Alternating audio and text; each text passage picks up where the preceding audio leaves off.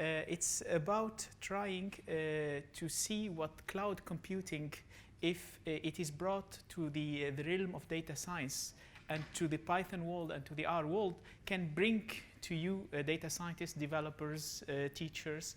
The idea was to say using the cloud is not just having a server somewhere. It's about having new capabilities, having a way to get the infrastructure becomes programmable and becomes part of the software itself.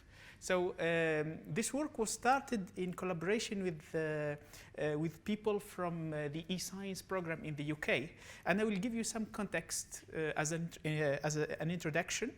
Then I will show you what I came up with as new ideas and concepts that could help in getting the cloud useful to you. And then I will show you demos, and then we will try to engage and to do things for real using Amazon's cloud.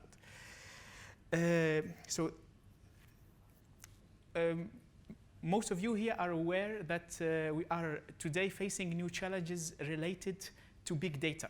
Those challenges are really enormous in many domains, but they are really one of the biggest challenges for scientists. This is something that people show when they talk about the challenges of e-science.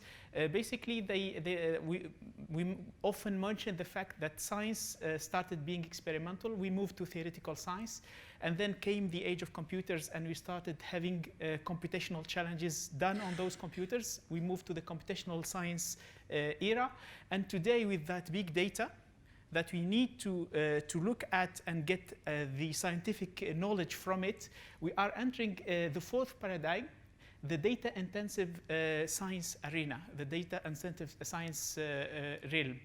The challenges we are facing in dealing with that data are numerous.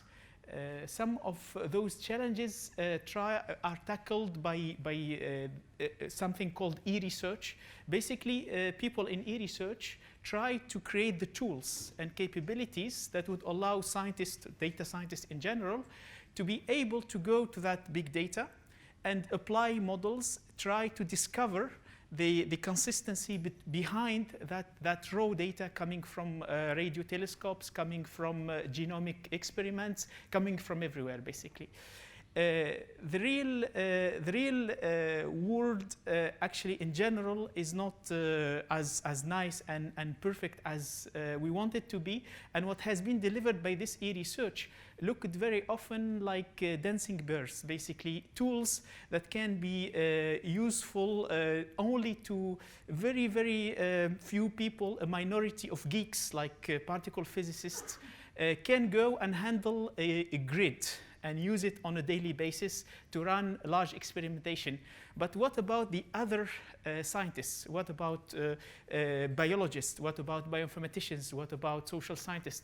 All these people were not able, with the tools that have been built so far, with the capability that have been built so far, to really be empowered, get to do the work they need to do by tackling the challenges related to big data. So in order to face these challenges that are now actually the challenges, data science is becoming probably the hottest subject and is required everywhere. It's not only about science, it's also about finance, it's also about optimizing business strategies, it's about everything. So the data science becoming the hottest subject, we needed really to look at the landscapes of tools currently available and try to see whether we can find some consistency and fight against what kills the productivity and what prevents people from doing what they have to do, which is the fragmentation. The fragmentation means that the data is available in formats that are not interoperable. The tools we use to tackle the analysis are all different. Most of you, of course, all of you here use Python. Some use R, others use MATLAB, others use Mathematica. Those tools deliver capabilities, but they don't work nicely together. The idea was to say, can we try to make these tools collaborate, interact, and work together for us in consistency? One image I like to describe the goal we would like to achieve is to make data science accessible to a boy. And this is not a complete fiction. Think of what happened in the electronics arena. I don't know how many of you know about Arduino or Raspberry Pi. So everyone knows about these widgets. Very, very cheap widgets allow you, whether you know electronics or not, to go and build something sophisticated because someone lowered the barrier for you. Someone made the capabilities of electronics encapsulated, wrapped in a way that allow you to just go and pull the different components, put them together, and build a sophisticated system that used to be completely the domain of experts and the domain of electronicians and the domain of people who went to school and had a degree in something specific. And basically, that's the dream. The dream is to make data science democratized by delivering something that is similar to Arduinos and Raspberry Pi. And of course, to build these things virtually, we need a lot of technology. Of course, Python is one of them.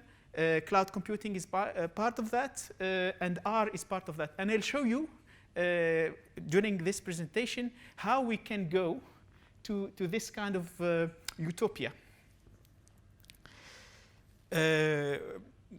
I mentioned cloud computing, and of course, everyone here heard of cloud computing, and everyone here heard of Amazon.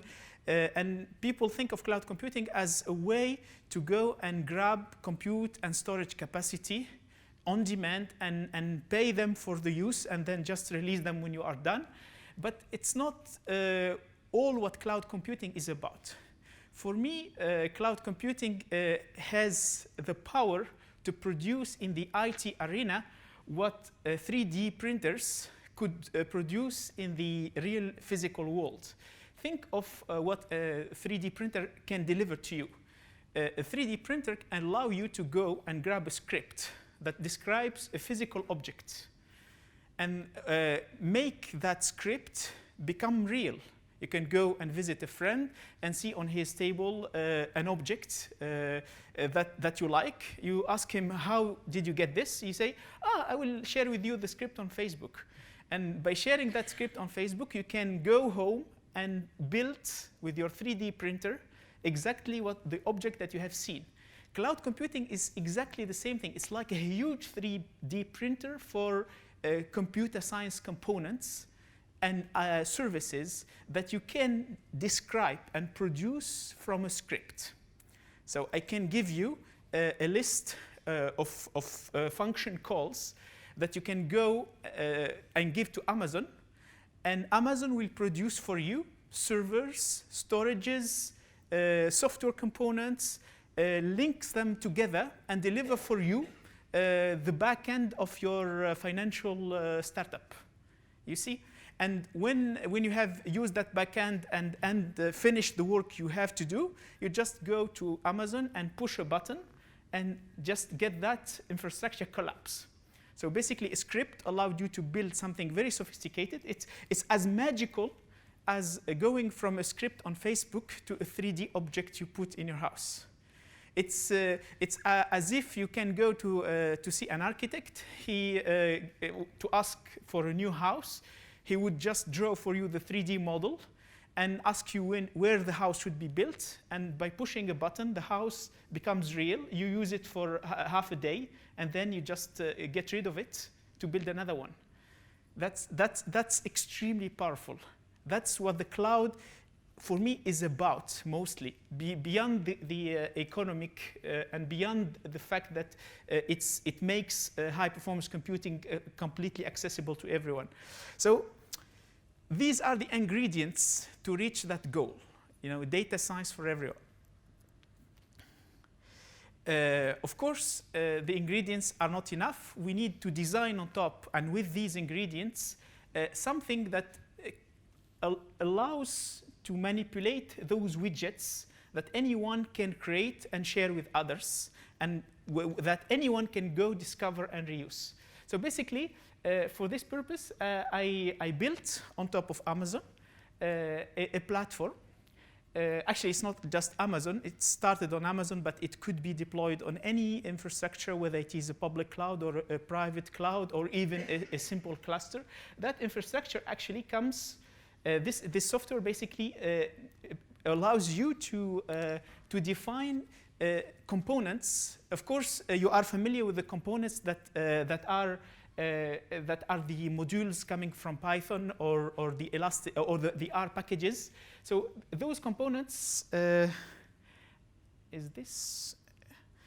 anyone have a laser pointer? This one doesn't seem to work. No. Yeah. Not a problem. So I will just point. So basically, what the power of Python, the power of R, is to allow you to have a kind of platform where your code or functions can be wrapped and delivered as something that people can go and grab and include in their own environment. So basically sharing computational code, sharing algorithms, sharing really capabilities for dealing with data becomes extremely easy. It's like a USB key that comes with the capability that you plug into your Python platform, and it becomes more sophisticated. It has more capabilities. The idea is to say, can we do the same thing with computational resources, with servers? Is it possible to imagine that the cloud will look like a USB plug?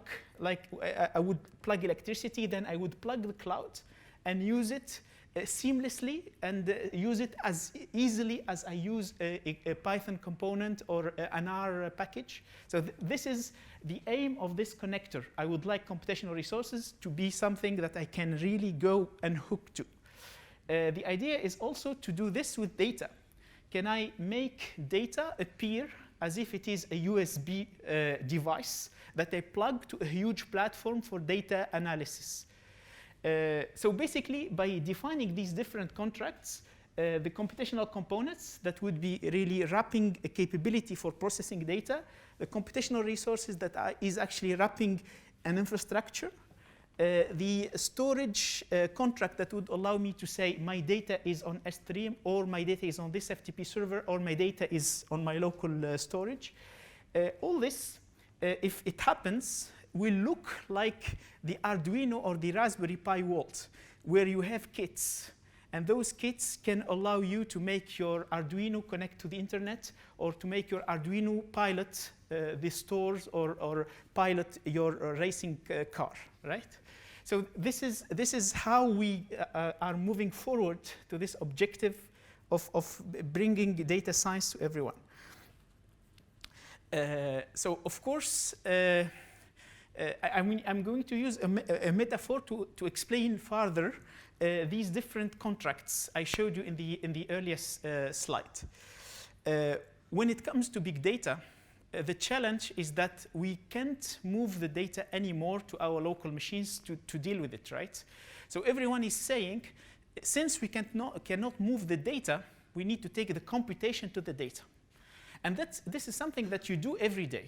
If the big data in your company or the big data in your lab is stored somewhere, you would connect to a server that has directly access to the data, and you would do that with a remote desktop, or you would do that with a kind of shell that just connects you to the operating system, and you issue commands. That's a way to take computation to the data.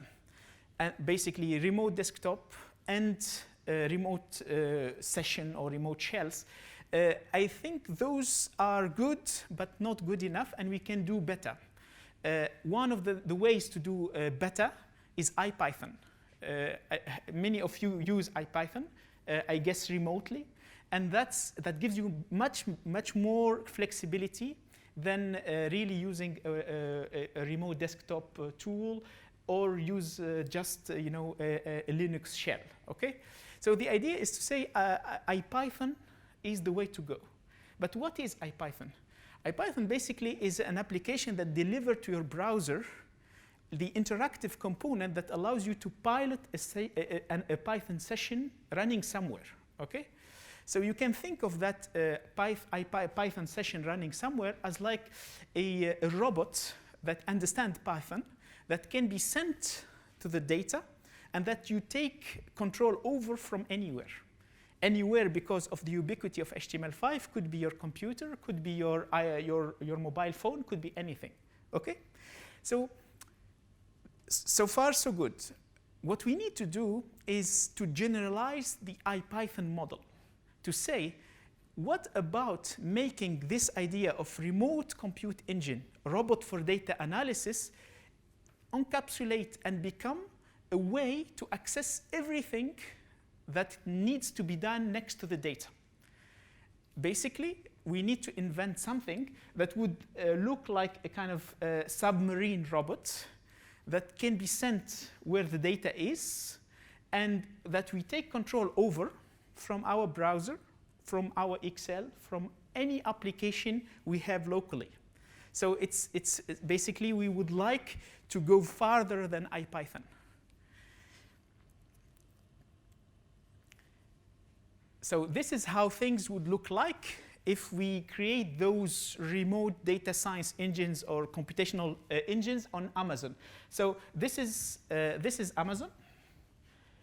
These are virtual machine instances that you can start using the console of Amazon.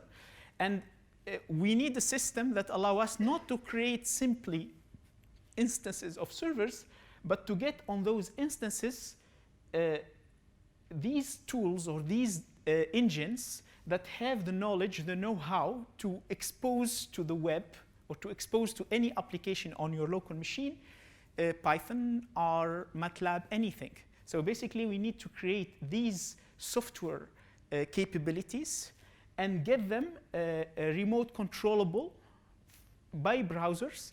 And potentially, when we have this in hand, we can enable their control to become collaborative. So basically, the IPython session you would be connected to from your browser could be shared the way a document could be shared on Google Docs. So many of you are familiar with Google Docs capabilities. You go and create a Word document, or you create a spreadsheet, and you say this spreadsheet should be visible to Paul, Peter, and Marta. Okay. And all of you, in real time, in synchronous way, start working with the cells, updating the cells, looking at what others are doing. So basically, the idea is to enable that for the control of these remote engines for data science. Okay? So if we create this abstraction, we can also end up by having something that makes the heterogeneity of infrastructure less important. So all of you are probably familiar with all the difficulties one gets in installing software on a Linux box and then moving to a Solaris system and then going to Windows. All that friction exists also in the cloud computing arena. The clouds are many clouds. You have, of course, Amazon, the most important, but you have Microsoft's cloud as well. It could be a cloud you build on your own infrastructure using a private cloud toolkits like Eucalyptus or OpenStack or whatever. So basically, the idea is that we are going to live in a world where the friction is not only about operating system, but also about infrastructures that are different, that respond differently, that need some kind of specific know-how and technology. So the idea of these remote engines of computation or these robots of data science, the idea is that to get them look and respond the same way, whether they are running on Amazon or on Azure or on your local system. So basically, to remove that friction of having heterogeneity through the machines and platforms you are using for running your computation. So it's basically saying we are going to federate clouds by building on top of the clouds infrastructures that expose the computation with a standard contract, the contract of the computational engine. So this is, again, IPython is an example of what can be done, but we need to generalize the model to reach this, this kind of universe. So now everyone here knows that when we talk about the cloud, we talk about images that become servers. And those images are stored somewhere. And I can, at any point in time when I have a running machine, make it snapshotted and become an image that gets stored on the cloud itself.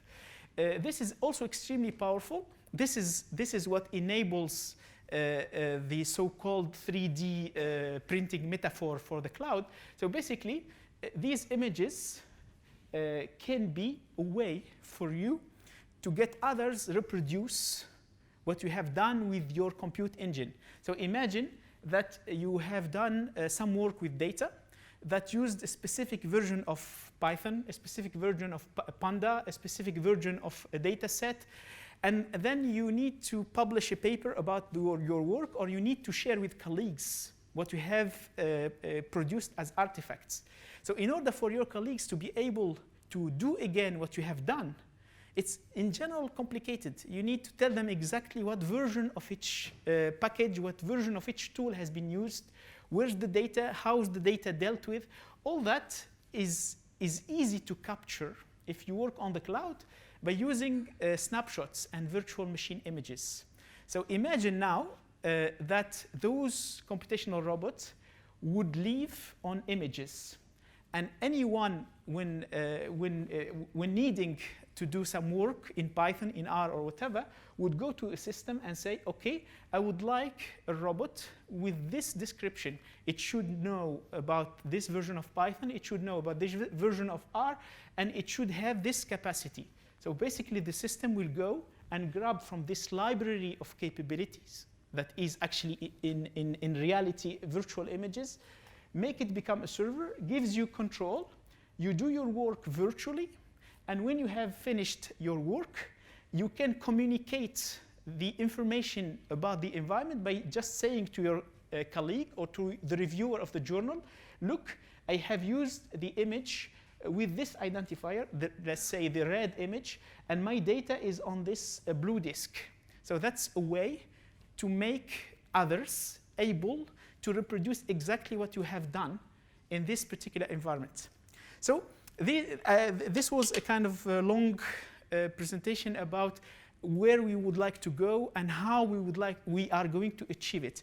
So I will switch to a demo to show you how this becomes real and how we can get this to work on Amazon, for example. So I'm going to connect to this platform that sits between me and the clouds. I'm going to www.elasticr.com. So elastic, like elastic, and r.com. And I'm going to sign in. I invite you to register and create accounts for the later, for demoing the collaboration and showing you how to use it. So here basically it's a portal combined with this platform for piloting the engines. I'm going to connect, basically sign in.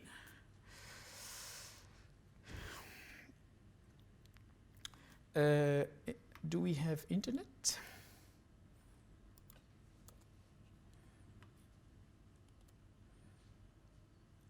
Yeah, we do.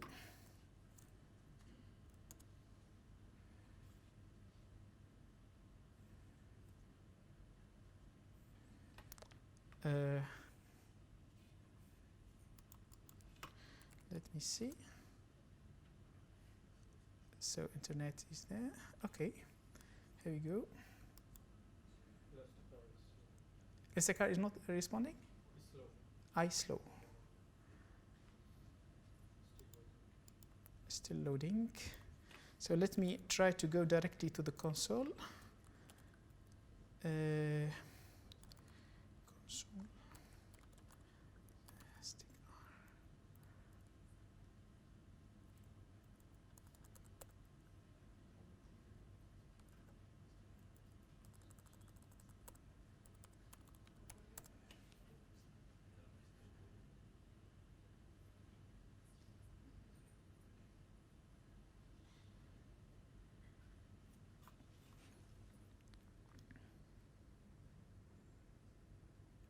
Okay. So does anyone manage to connect? That's a pity. Okay.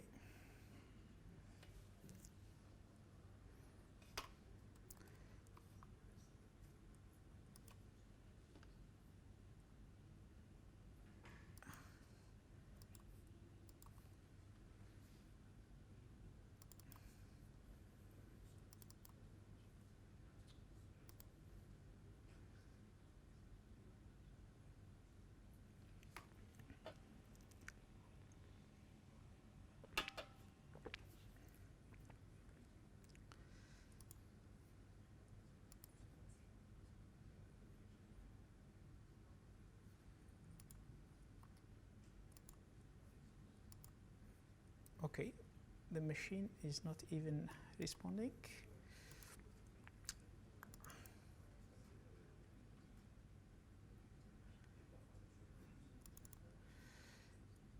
Yeah, in the meantime, just so I will reboot the system and okay.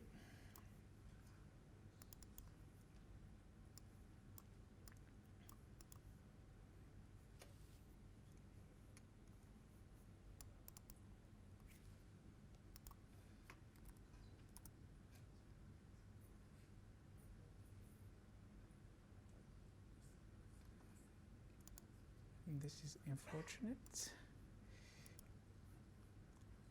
Okay.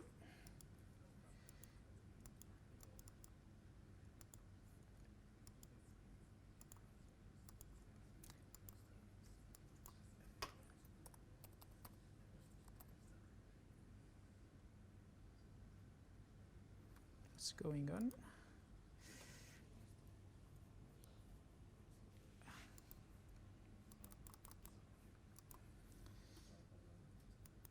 I will switch to my own internet. I don't know what's going on really. Okay, there you go.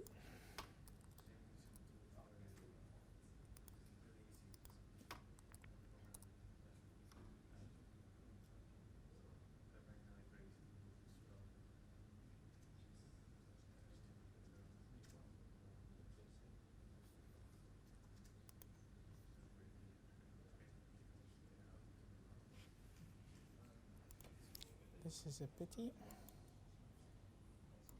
Right.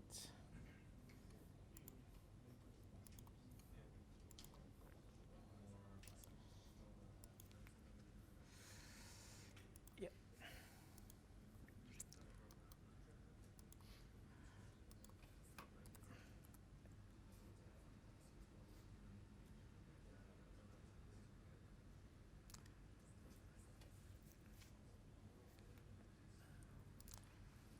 I will take 5-10 minutes to reboot the system, and everything should be fine, hopefully.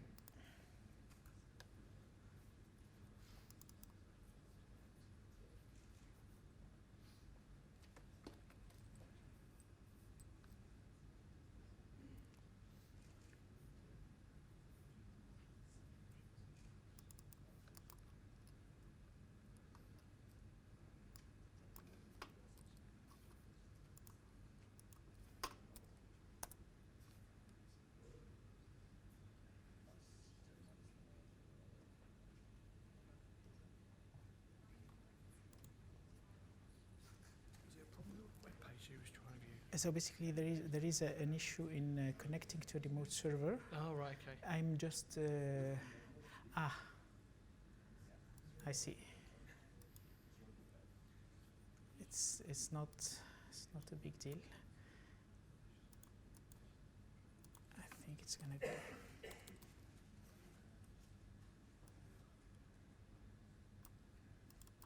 Okay, there we go. Okay, that's now up. Okay, here we go.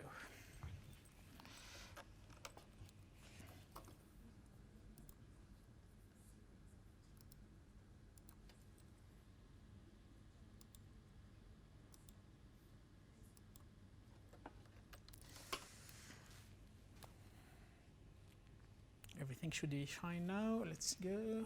Here we go.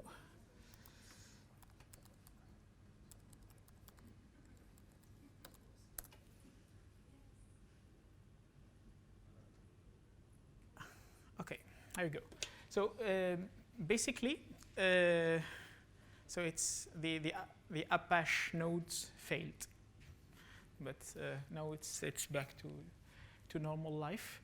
So basically, what I will show you now is how we can get to use the cloud of Amazon easily by simplifying the control and the console of the cloud access, and how we can require the creation of engine for data science using Python, R, or whatever tools you want to use.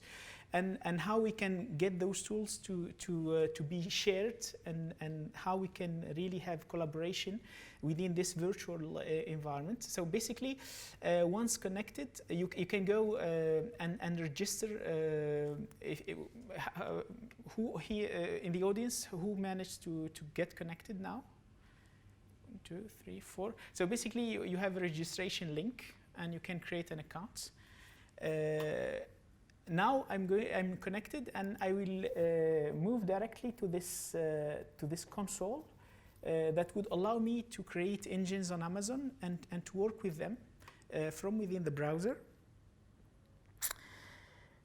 So what we need to do first is to hide the complexity of the cloud by giving the end user a way to describe the need extremely easily, to say, I would like to work with Python, I would like to work with R, I would like to teach with these tools, or I would like to do scientific research with these tools. So the first step is actually to simplify the console of Amazon. So instead of exposing the entire cloud, we would just expose this simple interface here, where we ask the user to tell us what infrastructure he or she would like to use. So here you can specify Amazon, or you can specify the cloud of Microsoft Azure, or it could be just your own private infrastructure. When you have specified infrastructure, you give your credentials to Elastic-R. You say, this is my login password to Amazon. Then you have a combo box that actually references those machines in color, the red machine, the green machine, the yellow machine. Here, a machine basically refers to capabilities. So if you would like to work with a particular version of R, or a particular version of Python, it would be available in this kind of library of kind of frozen services, or pre-provisioned capabilities. So I can, for example, say, okay, I would like to work with CentOS, and I will use the last version of R and version 2.7 of Python. The system goes to the cloud that I have chosen and checks the capabilities in terms of capacity, memory, storage that are compatible with this particular image. So for example, if I would like to run these capabilities with plenty of memory, for example, let's say I would like to have 68 gig of RAM and 8 cores, the system just gives me an aggregation of information saying this would cost you $2.50 for 1 hour of use. This machine would be extremely expensive to buy, but if you use it on Amazon, it costs that cheap. If I would like to use even more sophisticated capabilities, for example, I would like to work with supercomputing nodes. So I would take this image that has scientific Linux, the latest R, and you see here, for example, I could run with a machine of 244 gig of RAM, 32 cores, and this would cost me $3.50 per hour. So this is a machine potentially impossible to buy, but for $3.50 you would get it. Okay, so let's go back to reasonable things. I will take this machine and I will grab a capacity medium, for example, 4 gig of RAM. This, let's say this is a machine I would use for having a teaching session of R or Python. Then I will tell Elastic R to shut the machine automatically, for example, after 2 hours. I can specify here in the working volume and reference volume where's my data. So basically, I can describe a storage to the Elastic R system, and it becomes just a line in the combo box. So it can refer to my FTP server, it can refer to my bucket on S3, it can be anything. And then I give the machine a label, so I can say, okay, this is my machine demo for PyData 2014. And of course, I need to give my credentials of Amazon to the system. So here I'm going to say, this is the account I will be using.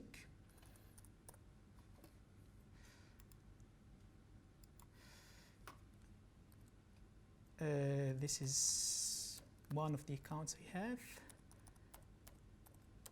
That's it. So basically, as a user, you give you choose your infrastructure. You give your credentials. You choose the capabilities you want, how much memory and how many cores, a label, and you push a button. So that's something that a high school student could do, right? So let's see if this will work. So the system goes to that particular cloud, and from my credentials tries to retrieve the keys. The keys have been retrieved. They are used to start the machine that appears here. You see, demo PyData, and the status of that machine is pending. So basically, the order has been given to Amazon to start the machine, and when it gets ready, I'll be able to connect to it from my browser and take control and have my virtual session without leaving the same browser, the same session, the same virtual research environment. So I have already a machine running which has Ubuntu. Yeah, we'll wait for this one, let's say. This one is starting. So it went from pending to starting. And when starting means it's preparing the engines. So it's running those components that I will take control over from within my browser. Let's have a look. Ubuntu was unresponsive, and now it seems to be back. Yeah, OK. So while waiting for that machine, you see I have here access to that Ubuntu server that I have started just before the presentation. And here I have a console that allows me to talk to any capability that is pre-provisioned on that server. For example, if I would like to do R coding, I can type anything here. For example, I'm defining a variable x and a variable y.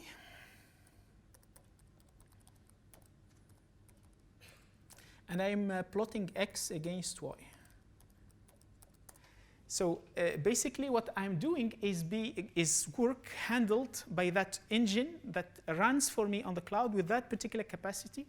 And what is shown here is a virtual device. So I can describe virtual devices for graphics on server side and name them, device 1, device 2, device 3, and ask the system, the robot, to send any graphics I produce to those devices.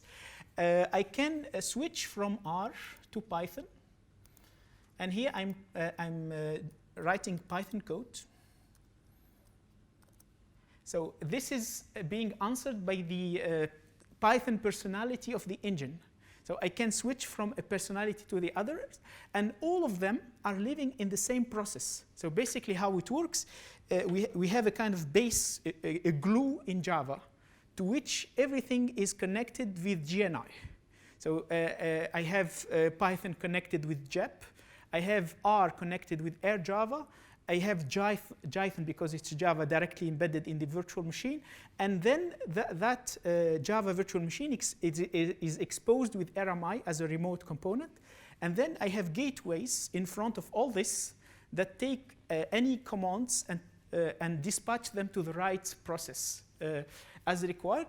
At any point in time, I can share this session with collaborators and get them to interact with me.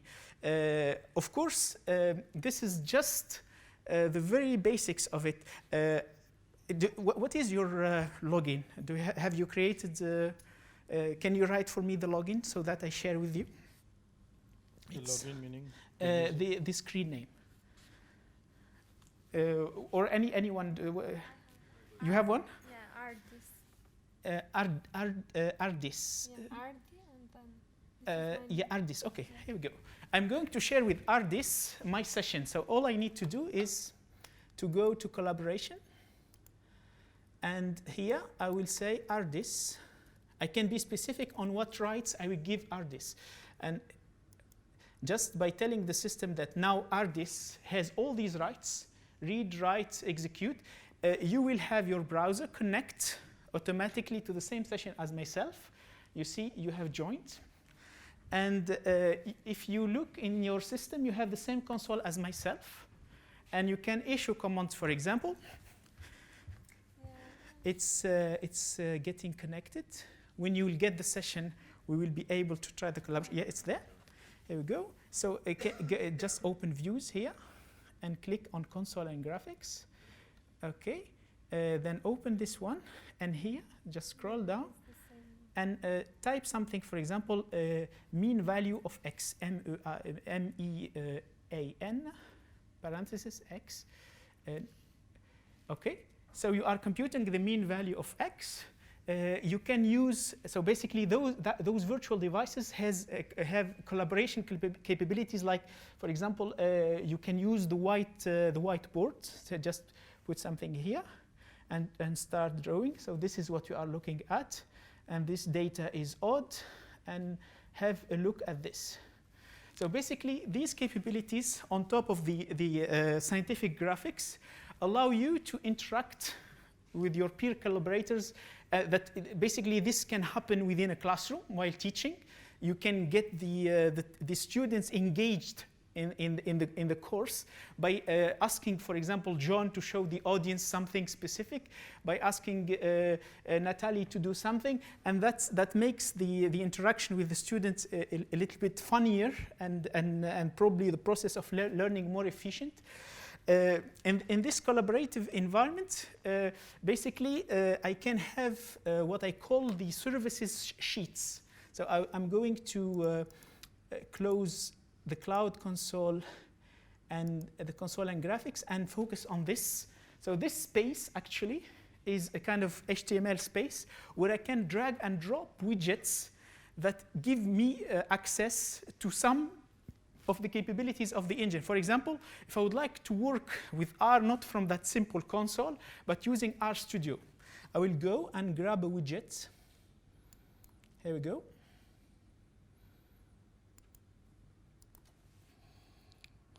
So this widget will connect me to an RStudio session that runs on that particular machine. I will be able to use RStudio from my browser. So here we go. This is RStudio. In the console, I would be able to type whatever I typed earlier. And I will ask for the variance of x. So this is RStudio. If I would like to use IPython, I can do it probably in another sheet. So here I move to sheet 2, and I'm going to ask for IPython. There we go.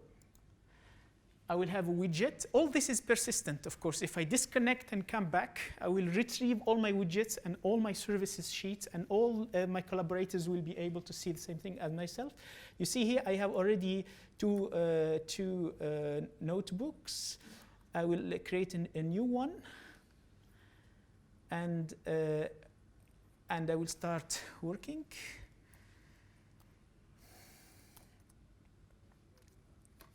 Nothing very, very sophisticated. I can plot, I can do whatever I do with a notebook, of course. And at any point in time, so basically anyone with whom I share these capabilities is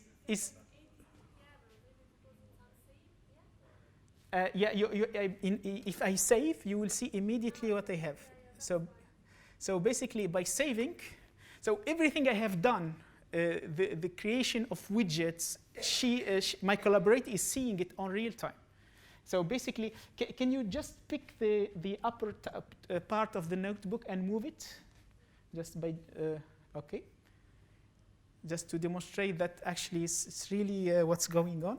And basically, I can create any number of these sheets and put in them widgets that allow me to access capabilities that are running on that remote machine.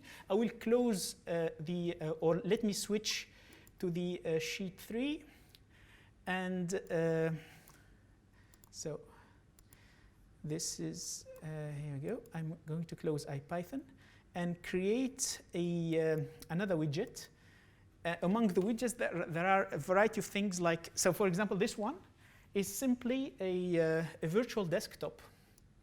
So here I have a virtual desktop to that server that allows me actually to run anything.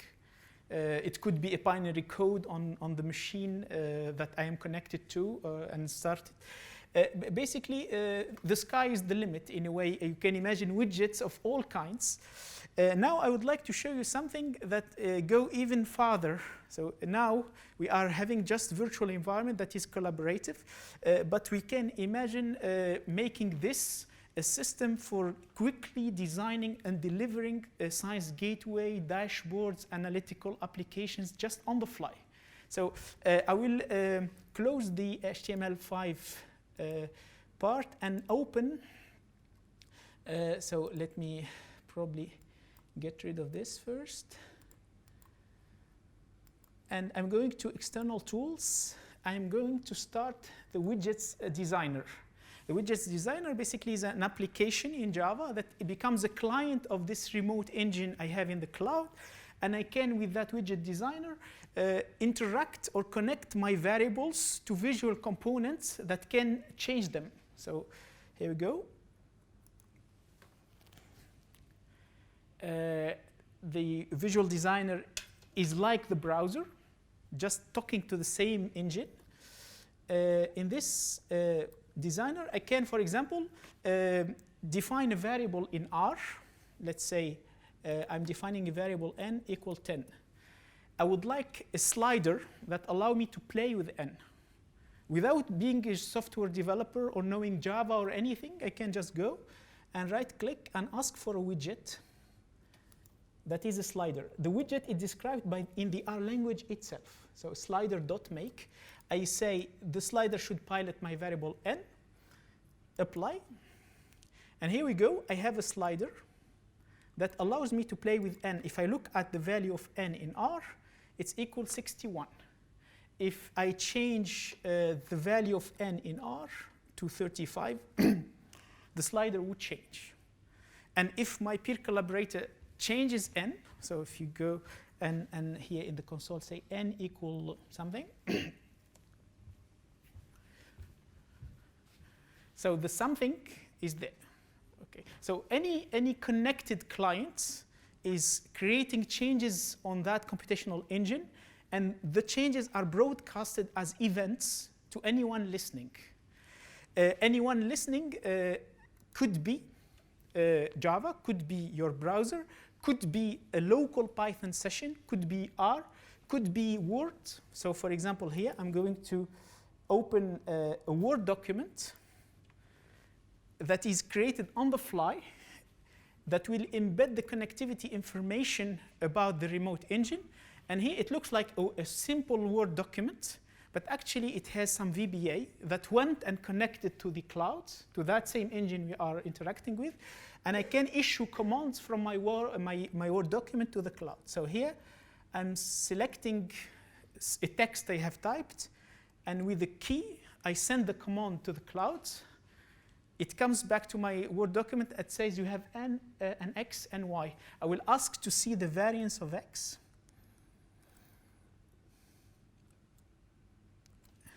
And I will ask to have an histogram of y. So I could issue, so here the histogram is generated on the cloud, comes back, is injected in my Word document. So it's basically ubiquity and convergence. this abstraction of the engine means that I am now able to connect everything with everything. Okay. Of course, I could issue commands from Word to Python to whatever I have in the cloud. I could do the same thing. With Excel. So here, for example, I'm asking for an Excel spreadsheet, and the Excel spreadsheet will connect to the cloud, and allow me to remote control a spreadsheet that actually lives within the memory of the engine and is completely R-enabled and Python-enabled in a way. So let's have a look. Yeah, so that's the spreadsheet coming. While it's loading, I will create a widget that will show that same spreadsheet. There we go.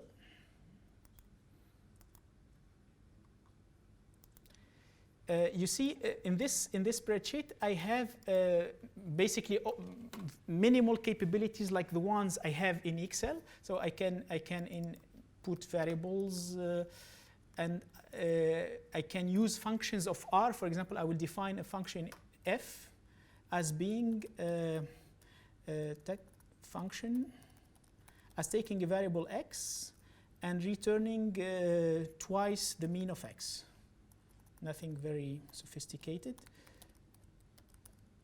And now I will use that new function in the spreadsheet in a formula cell by saying this should be f of a1 to a4.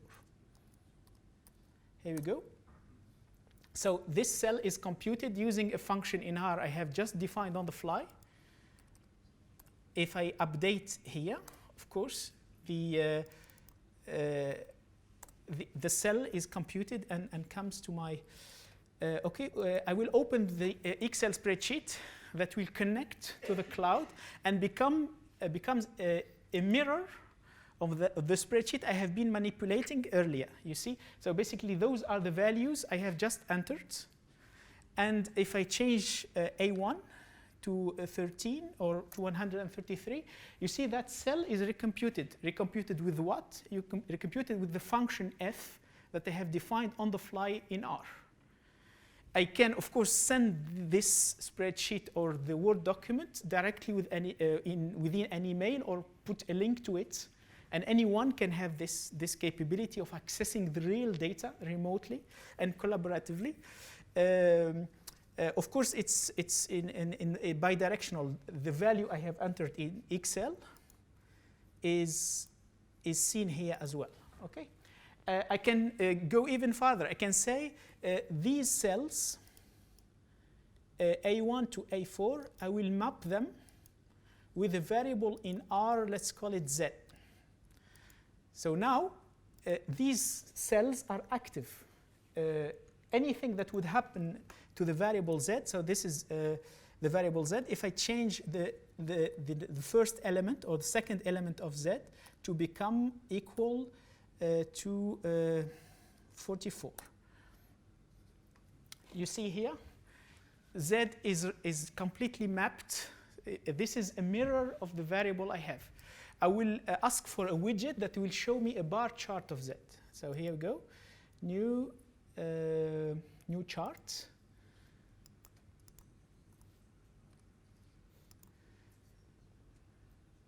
So this is a bar chart of z, and if I change the value here, the bar chart updates because it's a mirror of the variable z.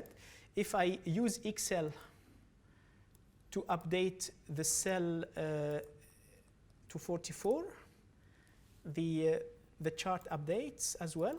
Now I can connect, for example, my variable n to z with a model. I say z is a function of n. I can do that with a macro. So it's like a kind of Excel that has been sent to the cloud and that became completely programmable, consistently programmable in the R language, and completely linked and completely mirroring the data of R. So I can create this macro here, new macro. My macro is going to be listening on n, and we'll have an action like this. We'll recompute z. as being n times R norm of 4. So basically, I'm describing a macro in the R language that will be listening. This is the condition of triggering the macros. And this is the action, recompute Z as being n times R norm of 4, apply. So what will happen now if n changes? So are you still connected, my peer collaborator? So just change n.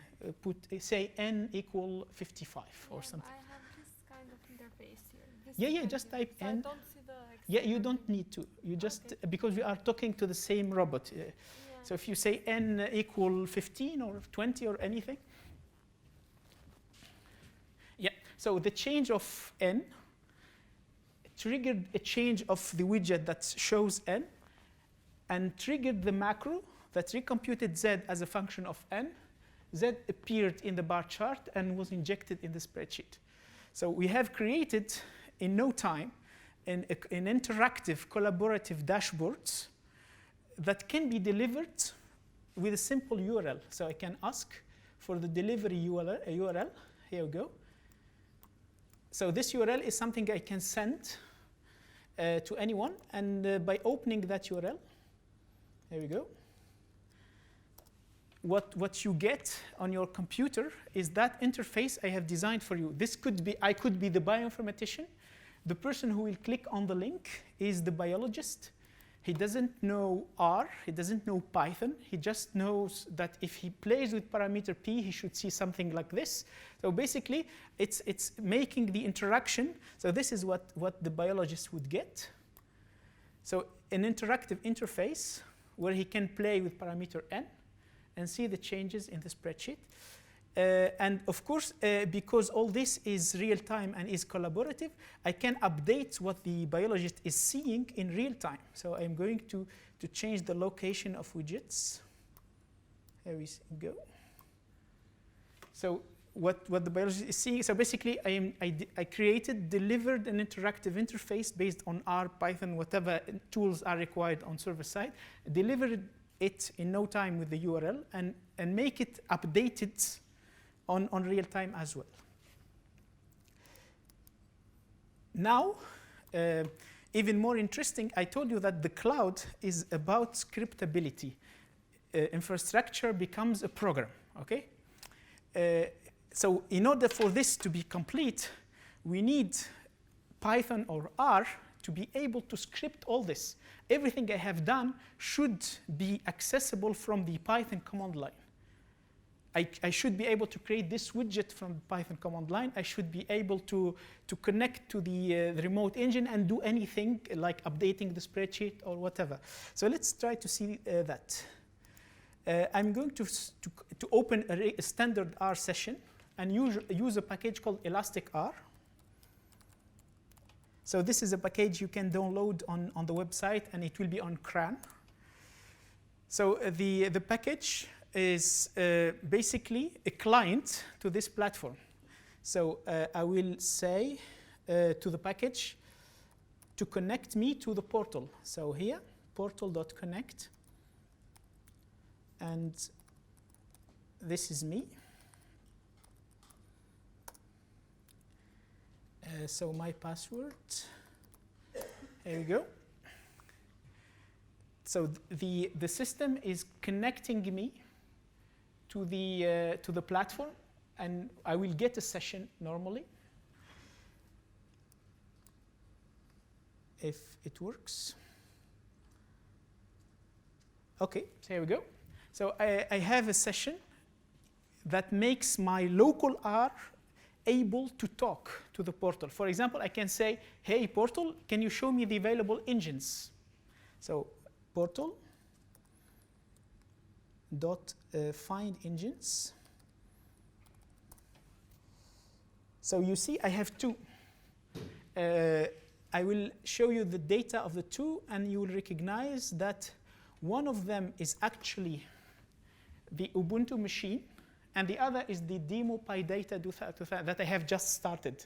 So I can take control over one or two or both of them. I will take control over the first one. Here we go. Engine.py. engine.connect.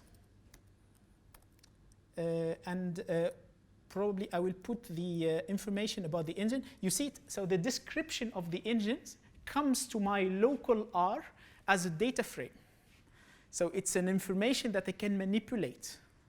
Scriptability is not just calling functions, but also having access to the artifacts as objects that can be transformed. So here we go.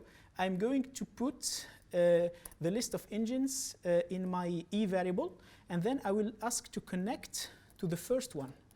Engine.connect.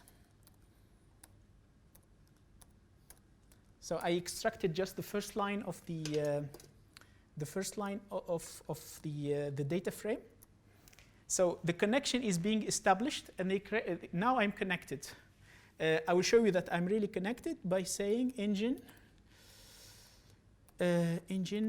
dot console, for example.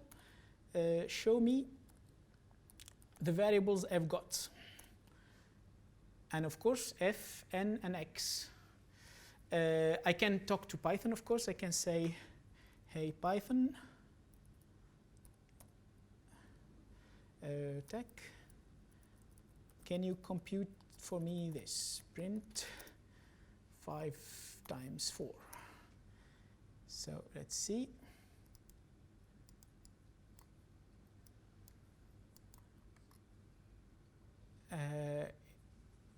The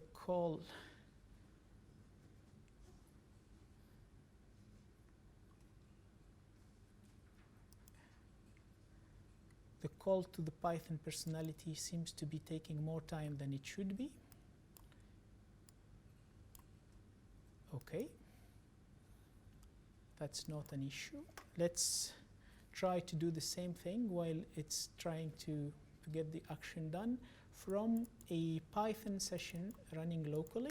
Here we go, Python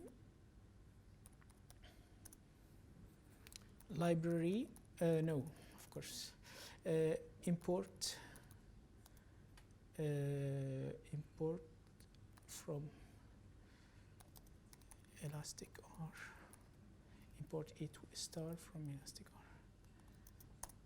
R, import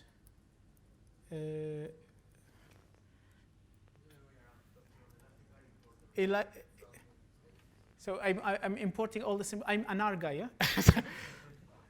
Import from Elastic R, import star, right? From Elastic R, import star. There we go. I will have that function that allows me to say portal connect Karim .Chine. I'll show you my password, very complex one. And now I'm going to get the connection from within Python itself. Here we go. And from within Python, I will say portal find engines.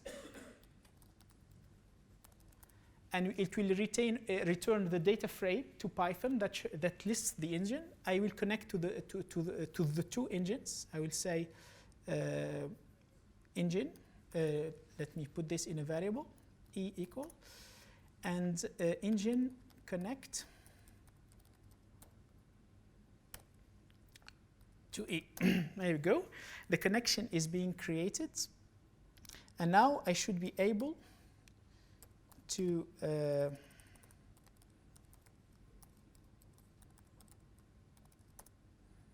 okay, the creation succeeded. I will now do send a command engine dot eval n equal 44. Okay, so let's have a look now. So probably the command was issued. Yeah, that one is not responding, unluckily. So you see the command I have issued to change n to 44 from Python, updated the n that is there. I have clients in Java, in C#, in whatever. So basically, the platform has a SOAP and RESTful API, and the engines have a SOAP and RESTful API. So you connect using the SOAP API to the platform and say, give me the engines. You take the connection information of the engine and use the other SOAP to connect and remote control the capabilities of the engine on the cloud. Yeah, so let's go back to the slides and to see how this connects to what I showed you earlier. So basically, the vision was about putting on top of Amazon or any cloud something that would allow anyone to come with empty hands, create a virtual infrastructure for data analysis, and take control over it, do something, create variables, push data. On top of the variables, models, and data, create an application, deliver it, and share it with others. So basically, it's having anyone fully control and master the entire process of producing a data science artifact from scratch. Of course, because these machines are on Amazon, they can be supercomputing nodes. They can be really very, very strong computational capabilities. This immediately applies to big data in a way. This applies to big data because I have these super powerful nodes, but it applies also to big data because I can pilot one engine, but I can pilot 1,000.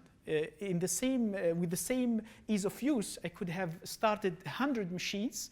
I could have listed the engines on all those machines, and I could have sent something to be done in parallel on Amazon by sharing the data between all the engines available and getting the results back and aggregating. All that is available in that package that is available for R and Python. So ideally, once the packages are out there in few weeks, they will be accessible, as I said, on CRAN and on the website of Elastic R. You just go and give it a try. So you can immediately go and register www.amazon.com, create an account. When you create the account, you will have something called tokens. The tokens is an interesting abstraction for getting someone who doesn't have a cloud account to use it. So imagine a teacher who would like to give a course to students. So the teacher starts by creating a session like the one I showed you, and that session could be shared with students without having accounts. Now the students go back home and need to practice. You cannot ask the student to use their money, right? That's not acceptable. That's not compliant with the policies. So what you can do is go to the system and create what I call elastic tokens. It's like virtual money, stating that that group of students is allowed to run a machine for a particular time. For example, if I go back to my browser, here we go. Where's my browser? Yeah, if I close this view and open the Cloud Console, you see here I could use shared tokens. Here I don't have any shared tokens, but if you create an account, you will see here 2 tokens that allow you to run a particular instance with a particular capacity for 2 hours. So you just pick the token and click on launch, and that will run a machine on Amazon with of course, the credential of someone who is the one who will pay. It will be me, because the token will embed the keys that my keys of Amazon. That's something that anyone can do for anyone. So if you have an account on Amazon, you can say, deliver 100 token to this group of collaborator or researcher or students. Imagine now you go to Coursera and would like to take a course of Python or R. Of course, you have the material, you have the videos, you have the exercises, but there is a lot of friction related to the fact that you need to install things, and you need, imagine now that in Coursera there is a button, you click on it, and that button consumes a token, creates for you a session that is exactly what the courses requires, that contains the scripts, the data, everything related to what people need to practice. So basically, in no time, you have in your browser what you need to work with. And at any point in time, you can share it with the other students of the same course and get to solve problems collaboratively, or share the session with the teacher in order to get some help and guidance. So basically, the applications are not only in collaboration within research groups, but also in remote education. And with this tokens stuff, we kind of complete the circle. We end up with a platform where what can be done is really without limits. So it's something that allows you, in fact, not only to use those standard tools you have, but to make everything become a widget that you put on the table for someone to reuse it.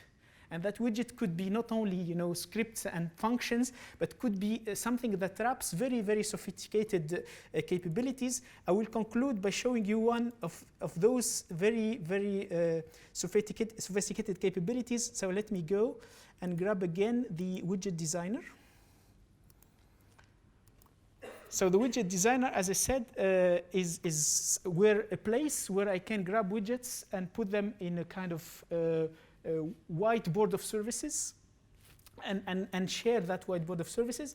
But those widgets are not limited to what you have. Anyone can come and describe his own widget. So I will show you two widgets that have been created in the system by a computational chemist.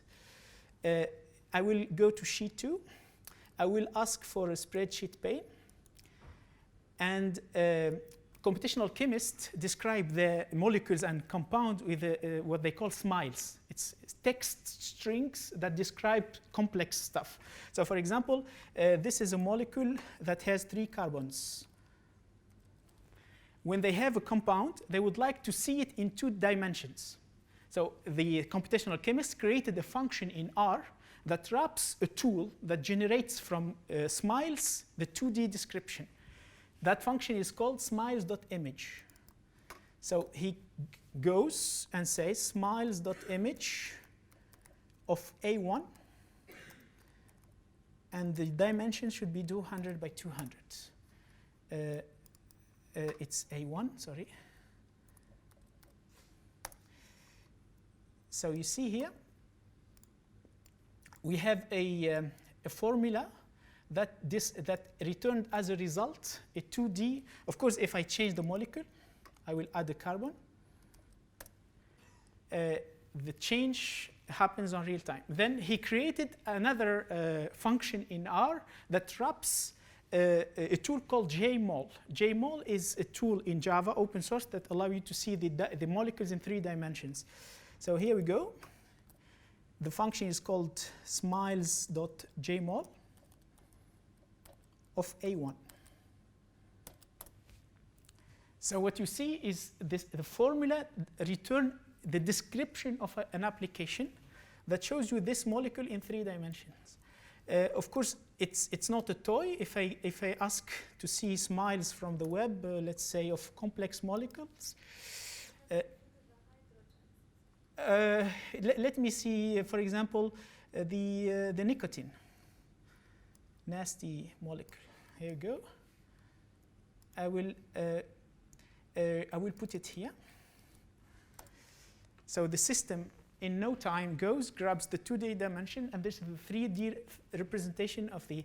And of course, this is something I can share immediately. So again, to tell you that this is a framework where we would like to consistently gather all the capabilities that scientists and educators use in the data science arena and make them capable of really doing on their own things. So basically, we would like to remove the computer scientists from where we can by automating things, in order to end up by having high school students become data scientists.